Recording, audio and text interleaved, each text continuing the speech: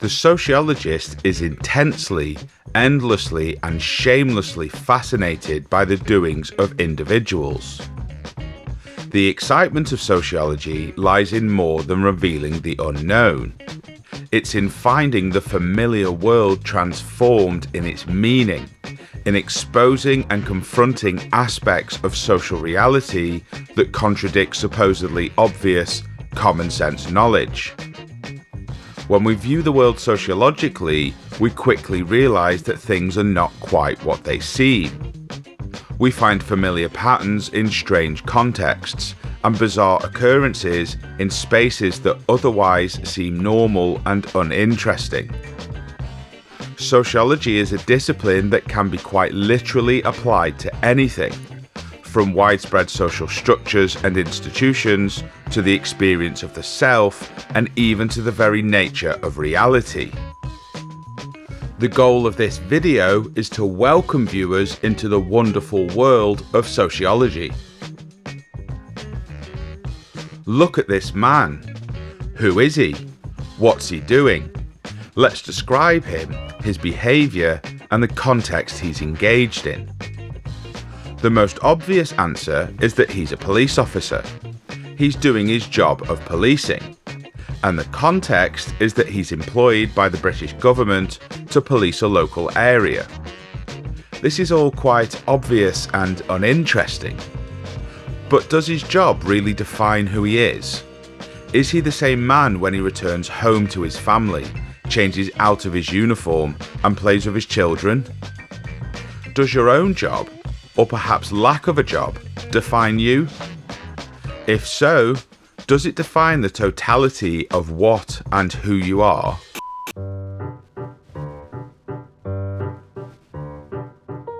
The sociologist Erving Goffman used the metaphor of the stage to frame how our sense of self is constructed through social interaction.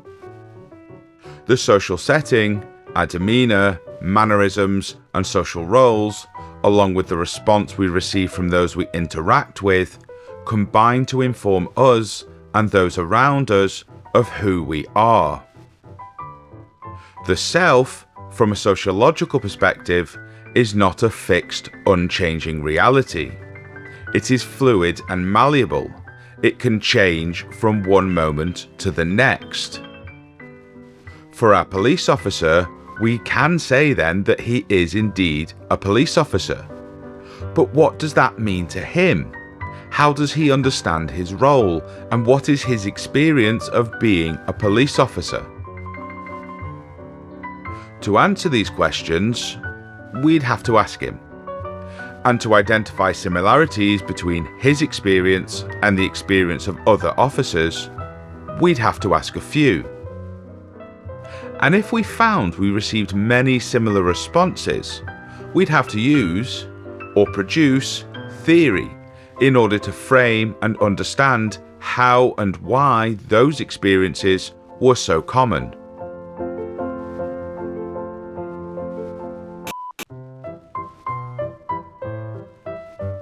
Sociology is a science. We work in similar ways to scientists in other fields.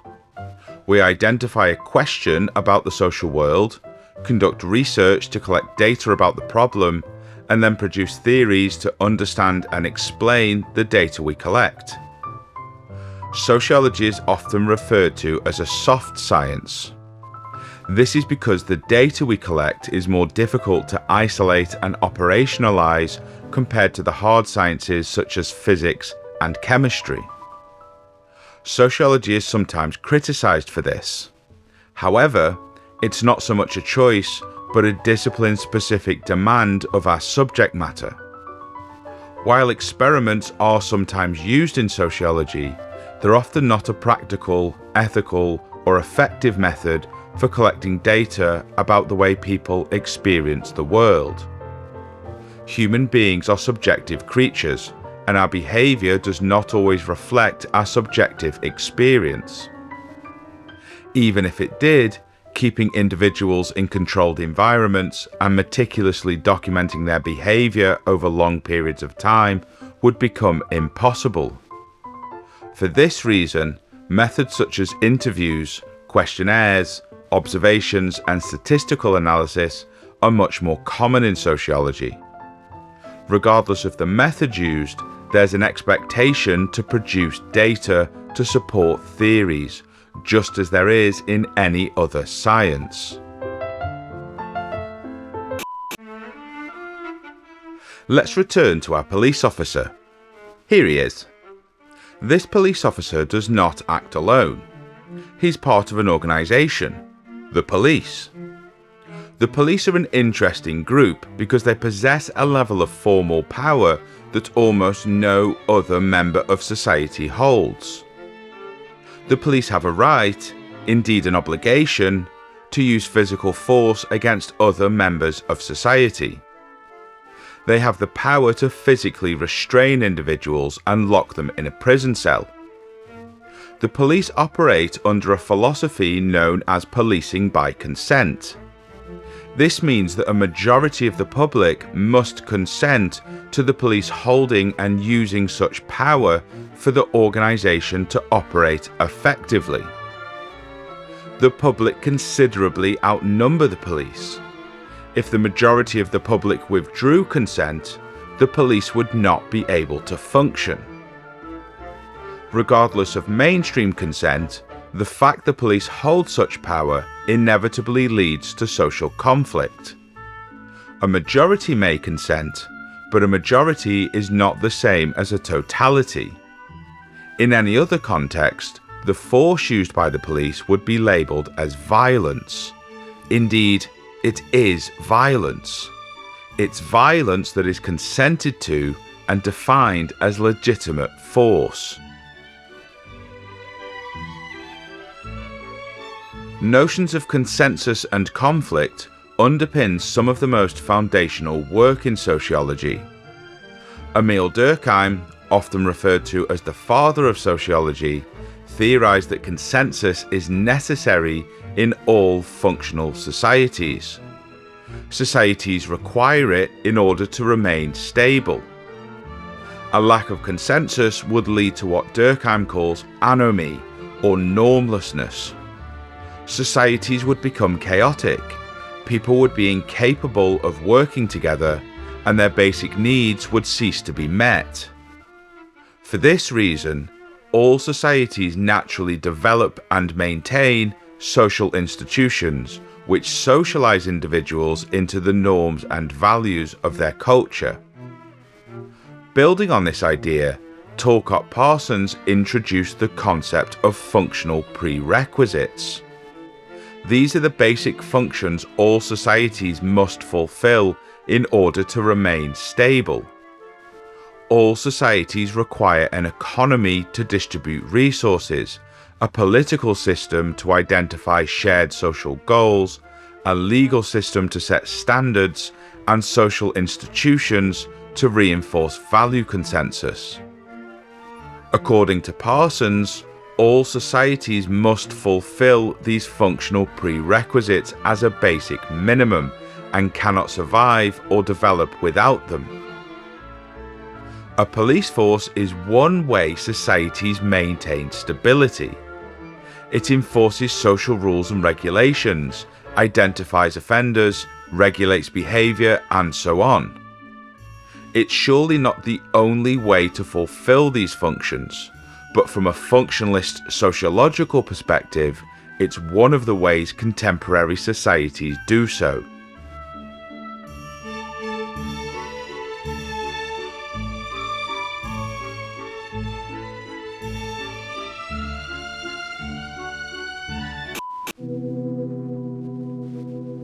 But societies are complicated and messy. People are subjective beings and they do not always consent equally. So consensus is only one part of the story. The imbalance of power inherent in an institution like the police or any other institution of social control results in social conflict. Policing is not a simple, objective task. It requires interpretation, discretion, and decision-making. Police officers are human beings. They make mistakes. misinterpret situations, and have as much potential as any other actor to hold prejudices and act unfairly. All of this combines to result in unequal and disproportionate policing. Some people are policed more than others. The police may target groups based on race, gender, or social class, even if they do this unconsciously.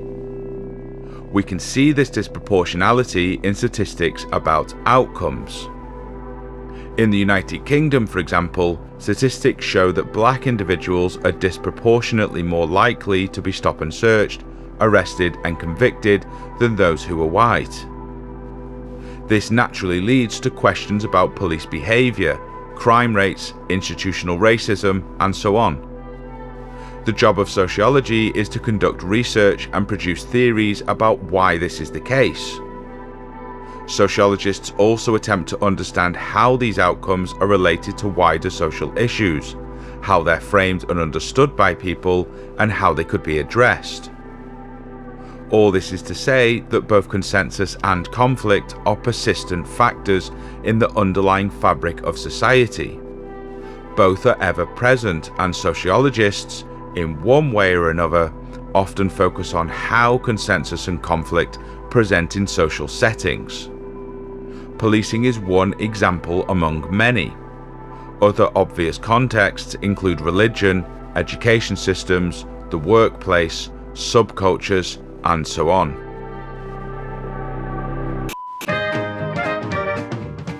Sociology often requires us to look at social life and social structure across time.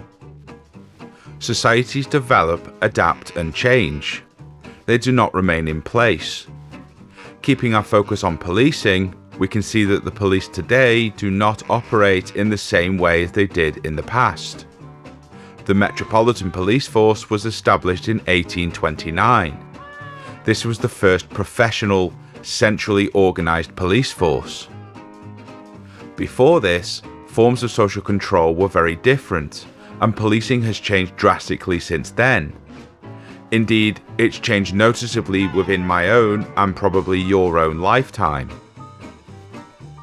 Sociologists are interested in how societies change over time.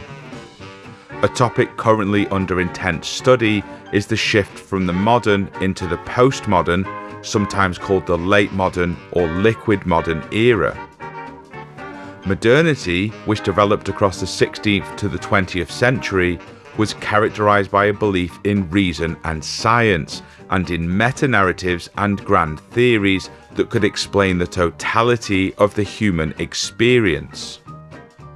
It replaced the previous dominance of dogma and superstition. As modernity progressed, industrialization and capitalist free market economics dominated. Towns and cities became shaped by industry and urbanization, and human labor became commodified. Modernity saw the rise of the individual. We moved away from inherited social roles that were previously ascribed through family status and religion towards notions of personal freedom and individual achievement. These characteristics can be seen in many aspects of the era. It's in the way people thought about themselves and society, in the politics, the science. It can be observed in the architecture, in the writings, and in the art produced by individuals of that era. The shift towards postmodernity becomes apparent towards the end of the 20th century. We now live in an era of fragmentation, relativity, and consumerism. Identities are fragmented, morality is relativistic, boundaries have become blurred. Zygmunt Bauman defines this as the era of liquid modernity. The modern era can be described as solid, immovable, and permanent. But in our liquid modern era, those structures have melted. Nothing stays in place. Instead, it merges, blends, and flows. Identity is in constant development, the result of the things we consume, of the things we buy and show off to the world on social media. Capital has become detached from physical space. It's now grounded in technology and demands flexibility from workers. Communities fragment. People are individuals first and foremost. They feel less committed to ideals and responsibilities towards their neighbours and communities. Beliefs have become hugely varied. We no longer collectively agree with notions of objectivity and scientific truth. Scientific findings are viewed with skepticism, and the news media no longer commands authority over the telling of events. Unless, of course, it conforms with your own individual outlook of the world. Jean Baudrillard gives an even more profound view of the postmodern era. In Simulacra and Simulation, he argues that contemporary society constructs a simulated reality that no longer has any objective reference. If we consider the way a map is shaped by the territory it represents, Baudrillard argues that the map now precedes the territory. The map now comes first, and the world, as social reality, is produced from that. Baudrillard's theories are particularly useful for understanding how media and politics shape our perceptions of reality. If we're to understand contemporary society, it's necessary for us to recognise its history, to appreciate where it came from and how it developed. There are many aspects of modernity still present in society today. Indeed, postmodernity is understood as simply the next phase of modernity. Returning to our police officer, we must recognise him as working within an institution with a history. Understanding what our contemporary police force is and how it operates requires us to consider what came before it and how it developed out of that. Similarly, the way our police officer views himself, his colleagues, and those he polices is inevitably shaped by the dominant themes, ideas, and practices of his time. It's therefore also inextricably attached to history and the past.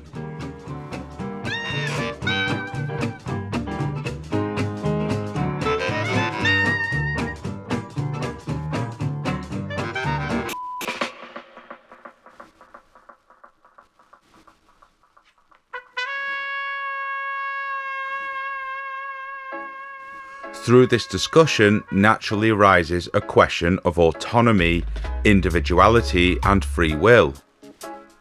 If people are a product of their time and wider social forces, does that mean they do not possess free will? Sociology gives us a range of perspectives to approach this problem. Functionalism is the oldest formal sociological perspective and is based on, among others, the ideas of Émile Durkheim and Talcott Parsons, both discussed earlier. Functionalist theory situates the individual as always and forever a member of society. From this perspective, individuals are a product of their societies. Our knowledge of the world, our attitudes, beliefs, and desires are developed through a process of socialization. Individuals are members of their communities. We attend schools, consume media, work, and worship together. Through engaging with these institutions, we become members of society. From this perspective, there's little to be found about free will, autonomy, and individuality. This does not mean necessarily that individuals do not possess such qualities, but rather that functionalism is not a particularly useful tool to explore such a question. Symbolic interactionism might be a better perspective to explore this. For symbolic interactionists such as Herbert Blumer, Erving Goffman, and Howard Becker, social institutions exist because people engage with them. The education system is a product of people interacting with each other. The same can be said of the family, government, religion, or any other social institution. There is little conflict with the functionalist perspective here. the symbolic interactionists simply have a different focus. Yes, individuals are the products of their environments, but they also produce those environments. Society cannot exist unless individuals interact with each other. Every society is a product of its participants. This perspective suggests the potential for a degree of individual autonomy. People have the power to change social structures. We're not simply trapped within them. That said, the focus of sociology is squarely on the way societies operate. It should come as no surprise then that its findings tend to lean towards social processes over individual free will and autonomy. Society impacts on the opportunities and restraints of its members. In the Sociological Imagination, one of the most influential books in sociology, C. Wright Mills argues that the task of the sociologist is to relate the private troubles of individuals with public issues. For Mills, the lives of individuals cannot be detached from wider social forces. However, it is important to recognize that individuals do exist and they do experience the world as individuals. Sociologists must recognize the existence of the individual. But as a discipline, our focus is mainly on the ways social forces impact upon individual people.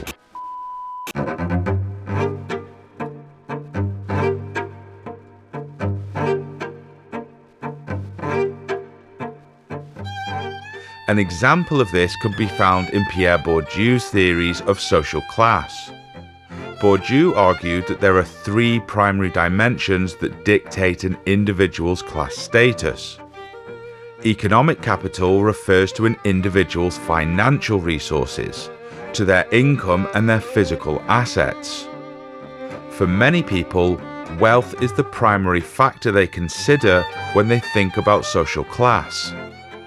However, Bourdieu showed the equal importance of both cultural and social capital. Cultural capital is developed through educational qualifications, through patterns of speech and familiarity with high culture such as art, literature and music. Social capital is obtained through social networks and connections, which can then be leveraged for an advantage in a wide range of social settings. These forms of capital are ingrained in the way we think and behave. They influence the habits, dispositions and tastes we develop as individuals, and they affect the way we perceive the world, the way we walk, talk and eat, and our taste in music, entertainment and food. Bourdieu called this set of dispositions habitus. They're influenced by our upbringing, opportunities and experiences of the world, and they have a major impact on the opportunities available to us throughout our lives.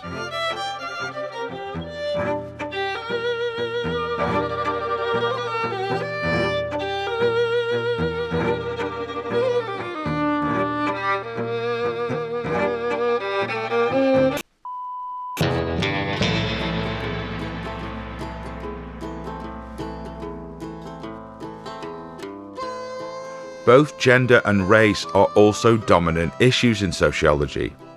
This is because it's been shown to an undeniable extent that these characteristics strongly affect the way we experience the social world. Let's look again at our police officer. He's white and he's male. This is not surprising considering the historical context he exists in. Prior to the 1970s, female police officers were segregated. They were paid less and had separate ranks, which restricted their duties mainly to working with women and children. Complete integration and equal pay were mandated by the Sex Discrimination Act of 1975 and the Equal Pay Act of 1970. However, research demonstrates that canteen culture and gender discrimination still exist today.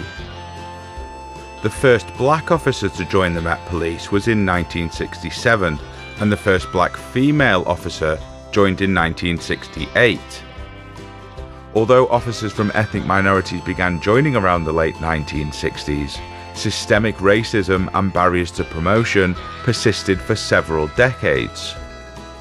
Anti-discrimination legislation did not apply to police officers until the recommendations of the McPherson Report in 1999. Again, research indicates that racism still persists within the contemporary police force. With this in mind, it should become clear why questions of gender and race arise in sociological research about the police. And it should hopefully be clear that such issues apply across social contexts and institutions. These issues are not isolated to the police. Research demonstrates they exist across society and permeate into almost all aspects of it. Being male, female, or transgender inevitably impacts on our experience of the world, as does the colour of our skin, our heritage, and our culture.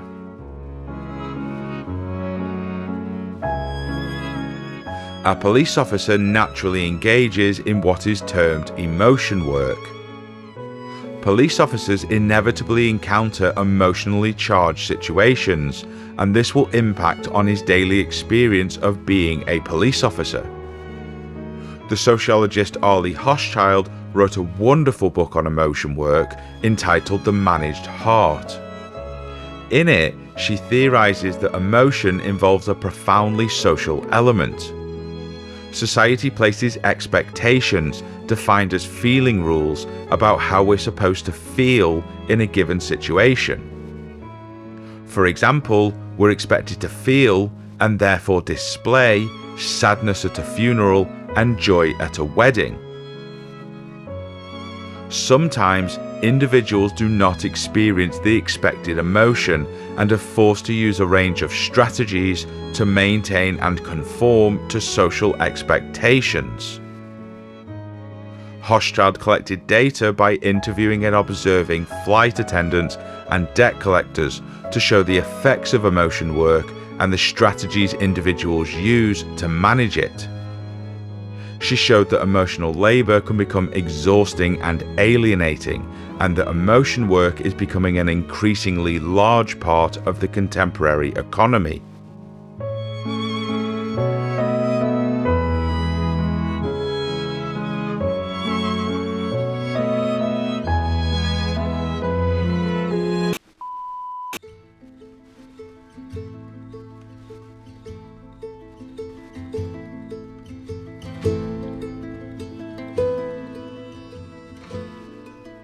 In his book Thinking Sociologically, Zygmunt Bauman defines sociology as being in conflict with what he calls common sense.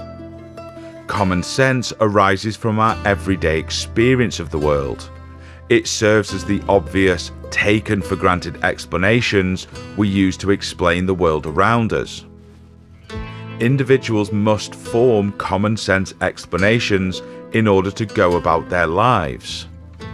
Forming common sense assumptions is a normal and necessary part of being human. However, sociology must move beyond common sense explanations of the world.